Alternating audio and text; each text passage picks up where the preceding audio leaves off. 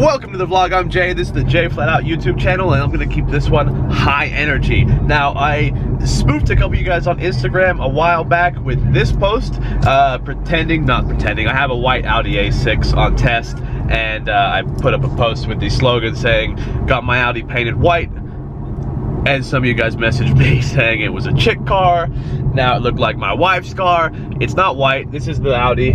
It's a white loaner. My Audi's getting some stuff done to it, which will be in a later video, so make sure you subscribe. Also, merch link in bio. Check it out if you haven't already. I do have a line. It's pretty fucking lit. Anyway, guys, sorry that the videos have been kind of slow lately. As of filming this, it's been the whole Vegas situation, which we're still coming down from and getting everybody in the family back in line. So let us get through that a little bit and we're back to regular content. But I do have an interesting dark face. I do have an interesting video for you today. So without further ado, here we go.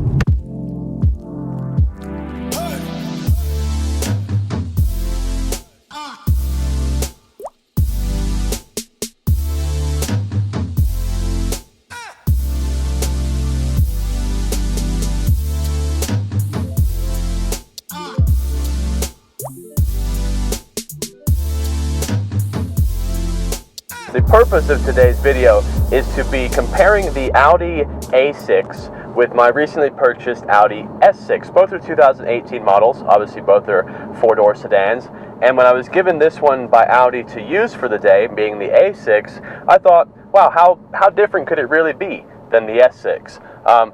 How wrong am I? If you're unaware, the 2018 S6 is a twin-turbo V8. It has 450 horsepower and it comes with the all-wheel drive quattro system. Getting into this A6 with no knowledge whatsoever, I expected it to be a rear-wheel drive, at least V6 supercharged or turbocharged powered drivetrain. However, I was sorely mistaken. After accelerating away from the dealership, I actually got a traction control notice on the dashboard as if I was losing traction, which is very, very rare from a rear-wheel drive car. What that did is cause me to do some research and find out that this A6 is actually a front-wheel drive car.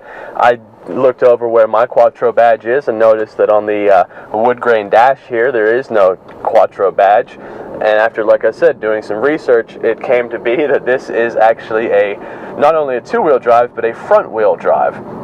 We'll get into why that's important later. What this 2000 A6 is actually equipped with is a 2-liter V4 turbocharged engine. It only makes a measly 247 horsepower compared to the 450 that the S6 makes, and it doesn't deliver the power all that well. Because of the front-wheel drive drivetrain, it actually feels more like a Chevy Impala. That being said, this is still a $52,000 vehicle, and the inside cabin is very comfortable. It has similar seats to mine, although it doesn't have the 8-way electronic configuration. It also doesn't have the massage chairs, but it's a decent, comfortable ride. It has a nice quality leather throughout the armrest, the door cards, and the dash, so you can't complain there. It also comes with a very nicely finished dark wood oak grain center console, dash, and door cards. The controls are the same as the S6. All of the multimedia controls down here by the gear shifting lever, as well as the controls for the climate and the Audi Connect MMI system are all the same.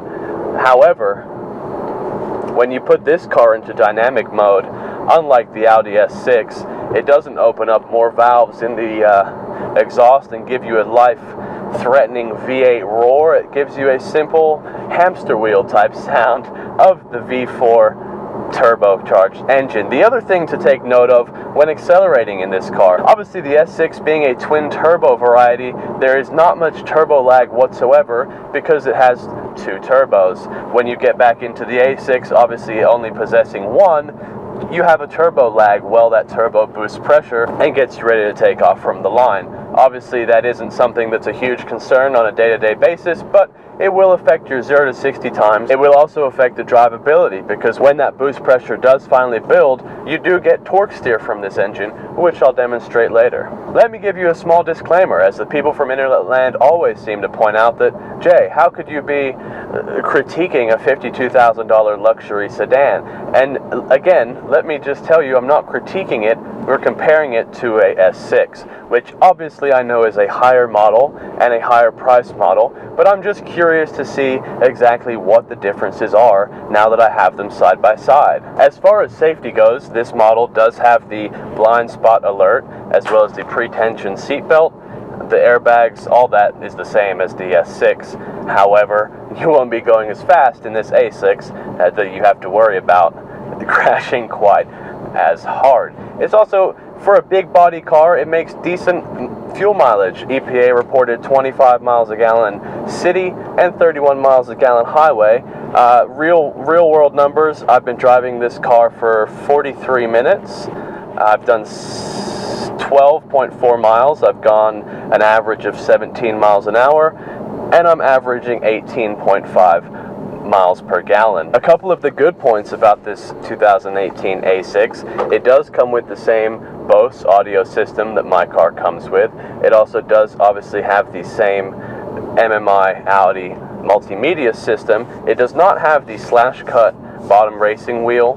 It does have the full round wheel, but that's fine. One of the things I do notice after driving my car for a little while is this steering wheel is actually skinnier around. Obviously, it's not like the sports wheel, so it's a little skinnier. Also, the S6 shifter paddles are magnesium. This does have the shifter panels in the same exact place, but these ones are just a simple plastic.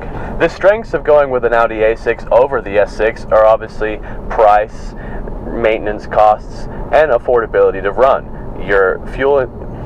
The fuel price, the maintenance cost, and the insurance should all be lower on the A6 model, as well as the fuel consumption being higher. But however, if you measure in miles per gallon or fun per gallon, the Audi S6 takes it every time. Now I'm going to put the car into dynamic mode, as you've seen me do on the S6 many times, and perform a pull.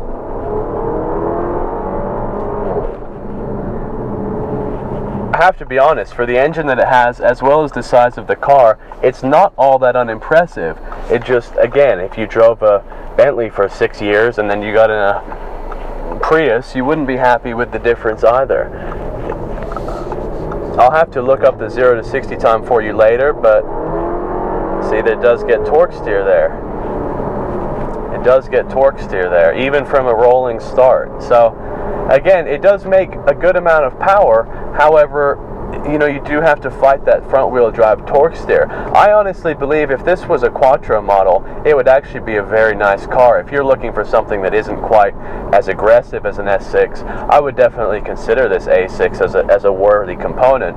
It's, as I said, it's $52,000 as spec'd. I would assume with the all-wheel drive Quattro system, you would be looking closer to 60. The instrument cluster is the same as the S6 and very nice and sleek. As you know, I like a minimalistic dash. However, this one doesn't give me the navigation screen between the speedometer and the tachometer. It just gives me a compass.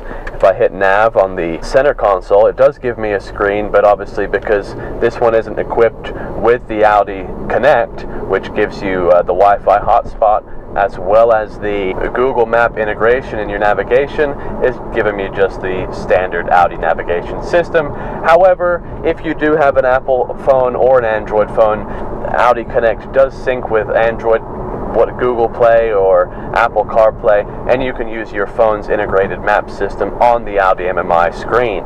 You know, it honestly doesn't accelerate horribly for what it is. Like I said a little while ago, it just, again, if you're looking for something that's just an absolute weapon, but does have the ability to be tame as well, I would definitely lean towards the S6. However, if you are restricted by budget or you just don't need something quite that aggressive, the exterior styling on this A6 is still really nice. You guys saw the wheels earlier. I'll lay them over the video again now, and you can see that it actually, the fitment of the wheels from the factory is actually quite appealing.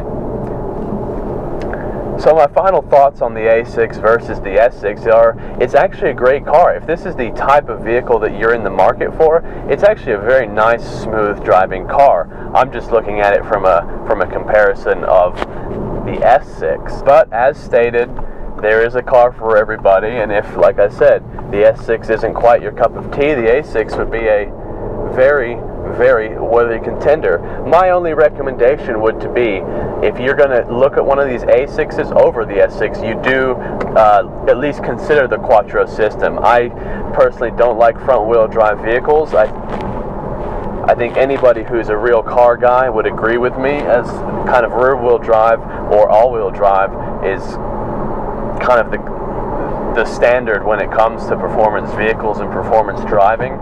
But if you're going to be doing no kind of performance driving, if this is just going to be your grocery getter and your kid to schooler, grab the front wheel drive, and at $52,000 it's quite a buy. One of the main things I love about the S6 is the adaptive air suspension. What that does is obviously adapt to the driving conditions that the vehicle is experiencing and adjust the suspension aptly. Obviously, if you're on a longer trip, you can raise it up, put it in comfort mode, and you won't feel a single bump. Put it back into dynamic mode, and you're going to feel like you're a racing car driver all of a sudden. This A6 does not have that feature. I don't know if it's on coilovers or if it's on independent suspension, but going through the Audi Drive Select screen here, I noticed that it doesn't give me the same options as the S6 does in terms of suspension. Obviously, I can raise and lower it manually in the S6. When I put it here on individual, all it does is give me engine and transmission options as well as steering. So what it'll still do is it'll still adjust the throttle response, it'll still adjust the shift points, and it'll still electronically tighten up the steering, but it will not give you any kind of braking or cornering abilities that the vehicle doesn't have from stock, like the S6 does. Again, if you're not going to be driving in that manner, this won't matter to you, but those of you who are leaning more towards the S6, if that's what you want, this car doesn't have it. And that's a feature that I do really like, and I like the ability to cruise on the highway and not really have to worry about anything. But if it's time to play, I can turn this dial, press one button, and it's time to play. Guys, that's going to conclude the comparison of the Audi S6 to the Audi A6. I know, obviously they're a lot different cars, and I'm not going to... obviously, like if I had to choose one, I would choose the S6 because that's what suits me. But if the features that I've described on the S6 are things that you don't need, the A6 is still a very comfortable, lovely car. As you can tell, I'm on the freeway now. The road noise isn't terrible. And again, if I need to pass somebody, because I'm already at an operating RPM, the turbo engages relatively quickly, as you can see there. However, from a stop, it doesn't give you quite as much of a grin as the S6 will. So guys, thank you for watching. As always, please browse the channel, watch a couple more videos, hit subscribe. We always have truck, car, race, off-road, vlog videos coming out. I would love you to come along for the journey. And we do giveaways. I have a 10,000 subscriber giveaway coming up, if you don't know. I also going to have 15,000, 20, 25, and so on and so on. As the subscribers grow, the prizes will grow. So make sure you're subscribed. If you have any questions about the A6 or the S6, the best way to get a hold of me is either through the YouTube comments or direct message me on Instagram at JFlatOut. We'll see you next video.